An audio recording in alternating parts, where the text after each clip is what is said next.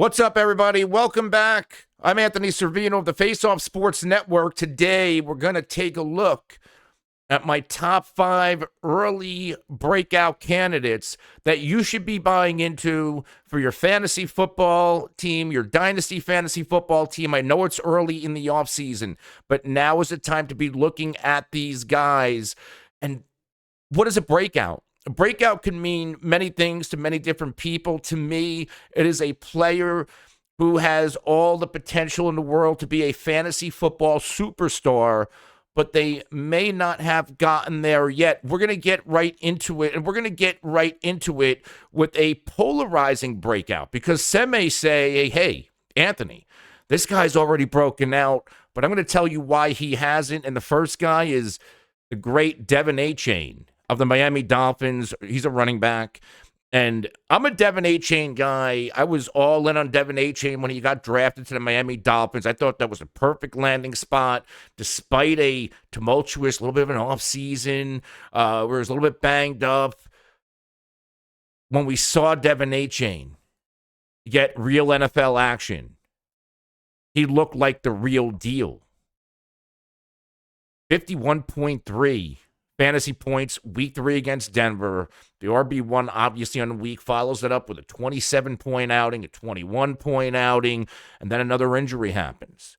And that was really the story of De'Von Achane. Who the hell is De'Von Achane? Deals with the shoulder in the preseason, the knee in week 5, and then again, the toe and bruised ribs all the way later in the year in week 14. But when De'Von Achane gets going, we know what he's capable of. So after that early breakout pop type games he's had, weeks 13 and 14, puts up 25, then another 12, and then he kind of disappears a little bit. And then week 17 against Baltimore, really, really tough defense, he pops for another 23. And week 18, 13 against Buffalo, and what was like a pseudo playoff game where we thought this guy could have really shown up, didn't really happen. Despite all of the ups and downs, De'Von Achane is the real deal. So you can make the case that he's broken out. He was the RB5 in fantasy points per game last season, 17.3 in 11 games. But on the year, he was the RB24 in PPR scoring formats overall. And that, of course, all the time missed due to injuries, not playing full games due to injuries, conceding time to Raheem Mostert. Now, in 2024, we have to assume guys like Jeff Wilson and Raheem Mostert are coming back. More so in the case of Raheem Mostert, he's not getting any younger. And yeah, we were all there. Raheem Mostert had a sensational year last season, despite the presence of De'Von Achane. But is this season going to be the year where we see a role change, where De'Von Achane takes over the overall RB1 role, that coveted role on the Miami Dolphins? The question is he capable of maintaining that role due to his 5'9", 188-pound frame? He has the speed, he has the 40 score, he has all those fun bells and whistles and metrics, weapon in the passing game, could hit the hole hard and break any play open. Number 2 running back with true yards per carry. Number 1 running back in yards per touch. Number 3 in juke rate. Number 1 in breakaway run rate. Number 6 running back in breakaway runs. Number 4 in yards created. He checks off every single box. In fact, when it comes to run blocking rating, he was also the RB1 in that category. De'Von Achane is the real deal. And yeah, you're going to have to pay up to get this guy. He's not going to be cheap, but he's only entering his second year in the NFL. It's probably going to cost you a late 2024 first to get him. Or a veteran player, really, really good veteran player. I like De'Von Achane if you're a win-now team, but even if you're a team that is rebuilding a little bit, I would flip a late first-round pick in a rookie draft to get De'Von Achane. Why? Because we have already seen him play NFL football and excel at NFL football. These rookie picks Nothing's a guarantee. Nothing is a guarantee when it comes to incoming rookies. So would I personally flip a late first-round pick to go get De'Von Achane? You damn right I would, because I already know he can play his position on his team and pop at an extremely high level. The next guy we're going to talk about is Tyjae Spears. And Spears is an absolute stud. We've seen Spears. And yes, I know our graphics guy spelled Tyjae Spears wrong. That's on him. Don't kill us for it. But Tyjae Spears, he was so good last season that he kept Derrick Henry off the football field an awful lot. Derrick Henry had his fewest number of carries and touches in a season since, I don't know, 2 or 3 years. Now, Henry was still productive, but the reason why Tennessee Titans are going to let Henry walk via free agency, yes, it's age, yes, they're rebuilding, but a big reason why you let a guy like Henry go is because you have a guy like Tyjae Spears as his heir apparent. Tyjae Spears is going to take over this backfield, and he's another guy who can do a little bit of everything. He can catch the football. He has some speed. I mean, he had a 91st percentile burst score coming out of college when it comes to his workout metrics. 5'10", 201, a little bit bigger than a guy like De'Von Achane, which means he can handle the workload a little bit better. Yes, we do know he has the lower body concerns. How does that translate to his longevity in the NFL? He managed to hold up last season. And it is going to be a little bit of risky. When it comes to acquiring a guy like Tyjae Spears, it's going to cost you the same as De'Von Achane, a late first-round pick. But again, when it comes to Spears, he's only entering his second year in the NFL. He is only 22 years old. He's going to be 23 by the time the 2024 NFL season kicks off. But like De'Von Achane, we've already seen this guy perform at a high level. He was the RB38 in fantasy points per game. But we've seen him, especially towards the end of the year a little bit, really pop when it comes to fantasy football, especially as a receiver out of the backfield. Notably, week 13, 4 receptions, 88 total yards. Week 14, 6 receptions, 118 total yards. What was missing from Tyjae Spears, he didn't score a lot of touchdowns, right? He only had 3 total touchdowns last year, but he managed to compile some big yardage games, some big reception games, which means he can do a little bit of everything. When it comes to efficiency, he can also get the job done. Number 6 running back in yards per touch. Number 4 in juke rate. 5 in breakaway run rate. 5 in yards created per touch. He's another guy who could do a little bit of everything, and contrary to De'Von Achane, who had it all. De'Von Achane had it all when it comes to one of the best offensive systems, one of the best passing attacks, where he wasn't facing a stacked front. It wasn't the case for Spears. PFF graded the Tennessee Titans offensive line going into last season worse in the NFL. It was a quarterback conundrum. It was a quarterback carousel. Ryan Tannehill out, Will Levis in. It was a mess. Treylon Burks couldn't stay on the field. So they weren't exactly competent in the passing game. So there was a lot of stacked boxes. So Tyjae Spears had to do a lot of the work by himself, and we know that he can do so. So if they take a step forward on offense in Tennessee, and Derrick Henry's out of the picture, and Spears is the guy, and Will Levis takes a step forward, and maybe they retain DeAndre Hopkins, and maybe Burke stays healthy, and maybe they go get another offensive weapon at wide receiver in the NFL draft or free agency, maybe the offensive line gets better, and then we see things start opening up for Spears to where he can cash in as an, dare I say, top 20 running back or better in PPR scoring formats. Let's go to another potential breakout candidate Jaxon Smith-Njigba. And this is a player who, you ask me, how many targets did Njigba have behind Tyler Lockett and DK Metcalf?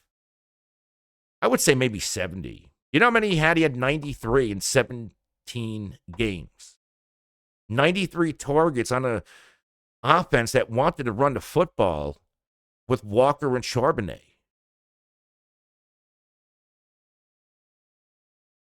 Tyler Lockett, he's getting up there in age. He's not getting any younger. He's becoming less reliable. DK Metcalf's a really, really nice player. I don't know if he's a true number one wide receiver in the NFL.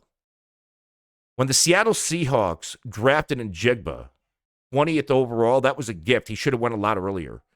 They drafted him to be the future of that wide receiver group. The Seahawks drafted Njigba to be their alpha wide receiver, 6 foot, 196 pounds.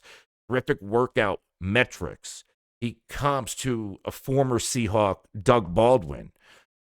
And we've seen Smith-Njigba, despite a slow start, have a quality ending to the season.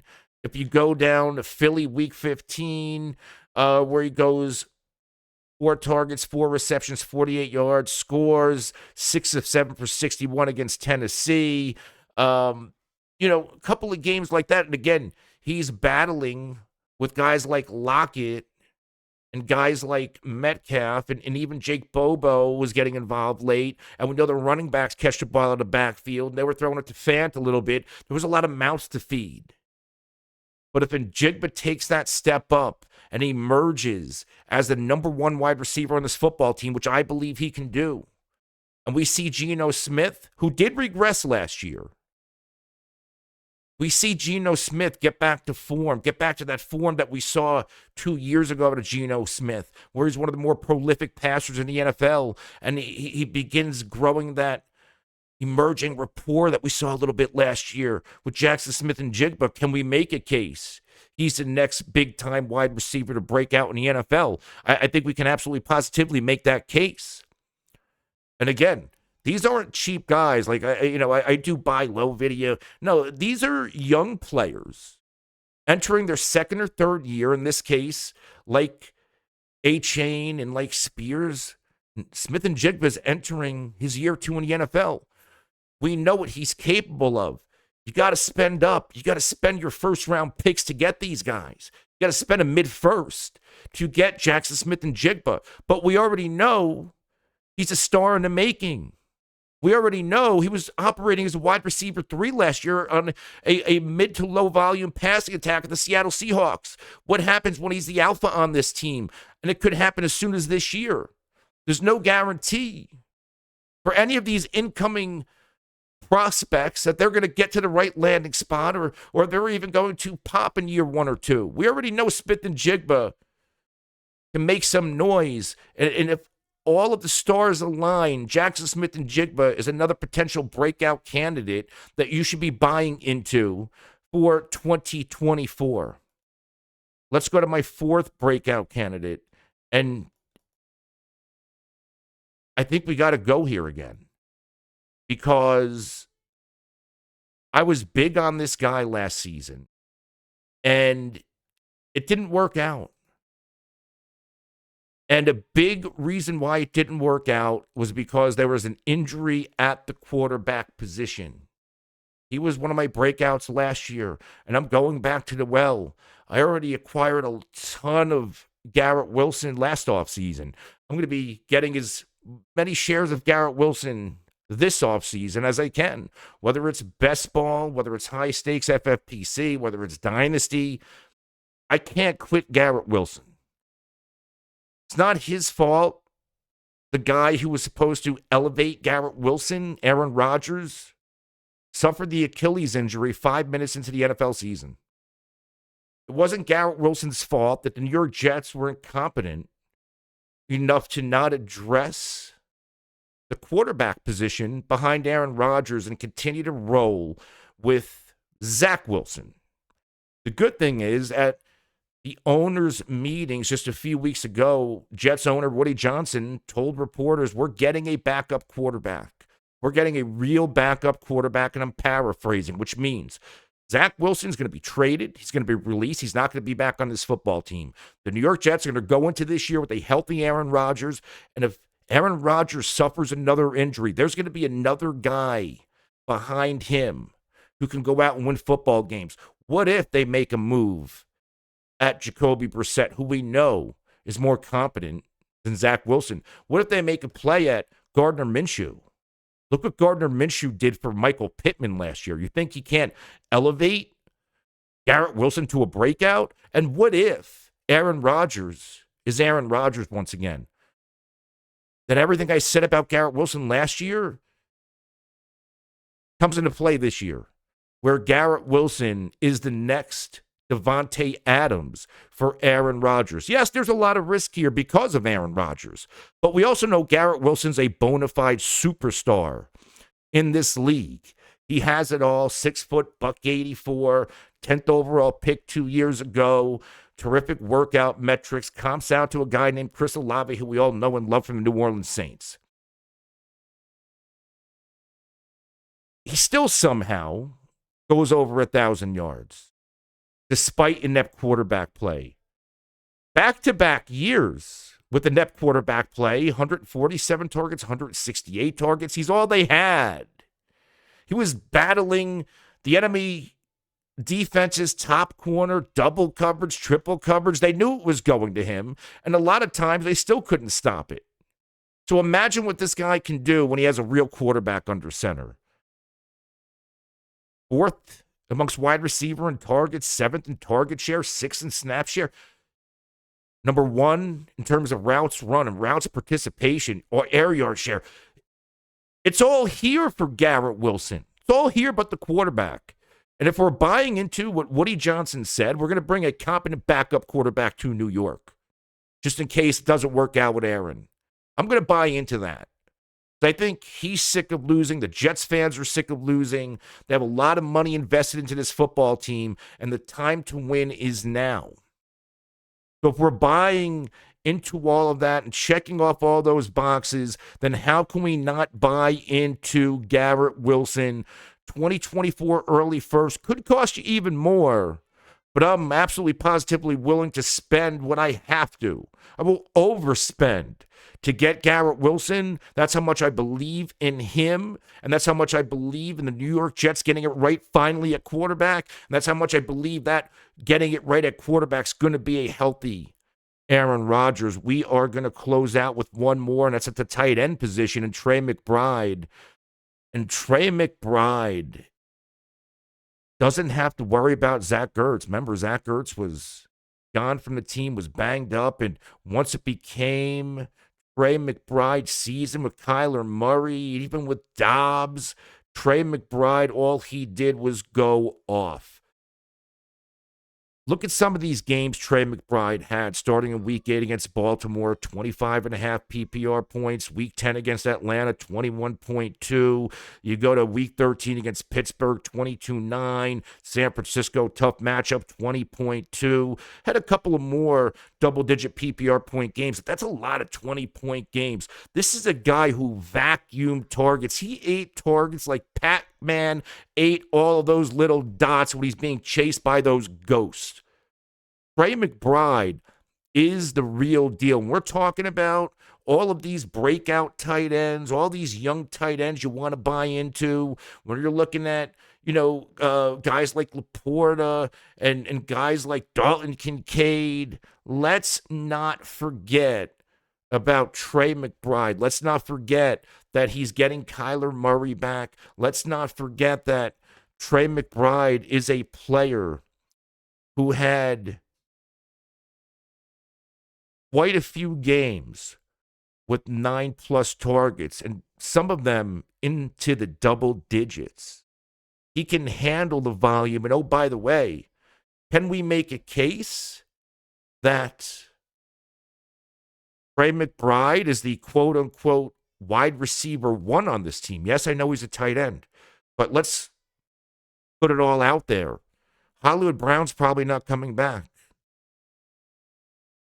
They got Michael Wilson's a nice piece. Maybe Greg Dortch. And I'm sure the Cardinals are going to go out and bring in a wide receiver. Whether it's in free agency, the draft, they probably need both. But let's say it is a rookie wide receiver who they bring in to be the alpha. It's going to take some time for him to develop, which means Trey McBride could be potential league leader in targets at the tight end position. Why can't Tre McBride do it? We've seen Kelsey dominate for years. We saw Laporta last year. Why can't Tre McBride be the next best tight end in the NFL? Again, we've seen him handle volume at a high level last year, and we've seen him deliver at a high level. This is a guy who was a tight end 8 in fantasy points per game last year.